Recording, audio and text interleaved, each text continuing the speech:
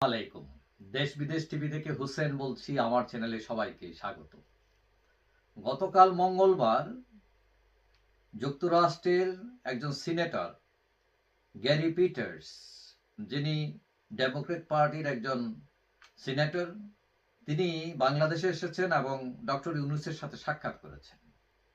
এখন Gary Peter's senator, তিনি বাংলাদেশে সংখ্যালঘু নির্যাতন নিয়ে উদ্বেগ প্রকাশ করেছেন এবং এই গ্যারি পিটার্স যুক্তরাষ্ট্রের যে এলাকা থেকে নির্বাচিত হয়েছেন সিনেটর, সেটা হলো মিশিগান। এবং এই মিশিগানের সিনেটর, মিশিগানে অনেক বাংলাদেশি লোক বসবাস করেন, আমরা সবাই জানি।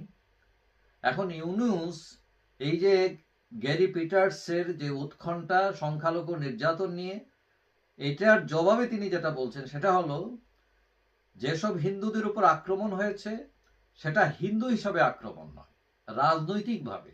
অর্থাৎ তারা আওয়ামী লীগ করত, সরকার পতনের পর আওয়ামী লীগ হিসাবে তারা হয়তো ক্ষমতায় থাকাকালে প্রতিপক্ষকে আক্রমণ করছে, লুটপাট করছে, তাদের মধ্যে ক্ষোভ আছে, এই কারণে তারা আক্রমণ করছে, এটাই বোঝাতে চাইছেন।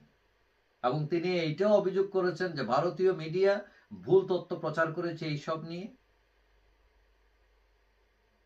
এটা ছাড়াও ইউনূস এবং সিনেটর গ্যারি পিটার্স বাংলাদেশের সংস্কার, নির্বাচন নিয়ে কথা বলেন, দুই দেশের সম্পর্ক কিভাবে আরো গভীর করা যায় এগুলো নিয়ে আলোচনা করে।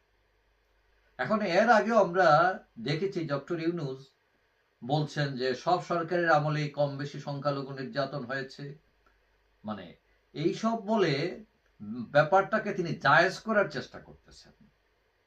কথা হলো, রাজনৈতিক কারণেও যদি সংখ্যালঘুরা হামলার শিকার হয়, কিন্তু কেন হবে? মানে সরকার বসে বসে কি ললিপপ চুষবে? সরকারের কোনো দায় নাই? মানে যার যখন যেভাবে ইচ্ছা, হ্যাঁ, সুযোগ নেবে, মারবে, ধরবে। মানে এরা সংখ্যালঘু, হ্যাঁ, এদের শক্তি কম, আর রাষ্ট্র কি করবে? রাষ্ট্রের দায়িত্ব কি? মানে একটি রাজনীতি করা, একটি দল করা, এটা কি তার পাপ? তবে 5 আগস্ট থেকে 8 আগস্ট পর্যন্ত কোনো সরকারই ছিল না, সেই কয়দিনের দায় হয়তো ইউনূস সাহেবের নয়। কিন্তু আমাদের দেশের মানুষও এত খারাপ হয়ে গেছে যে এক শ্রেণীর মানুষ আছে, এরা সংখ্যালঘু দেখলেই দেখবে না, ওই জমির আইল ঠেলতেছে, বয়বৃত্তি দেখাইতেছে, জাল জোল দলিল টলিল বানাইয়া তার সম্পদ কিভাবে দখল করা যায়, বিভিন্ন ধরনের পায়চারি করে তারা।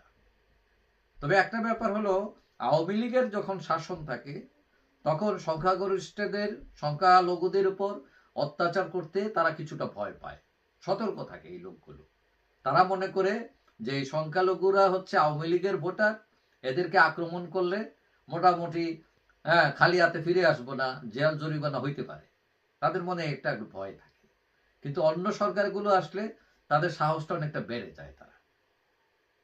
তো এখন কথা হলো, ইউনূস যতই বলেন না কেন সংখ্যালঘু লোকদের উপর আক্রমণ হয়েছে রাজনৈতিক কারণে, সেটা যদি সত্য হয়, তারপরও তার দায় কিন্তু সরকার এড়াতে পারে না।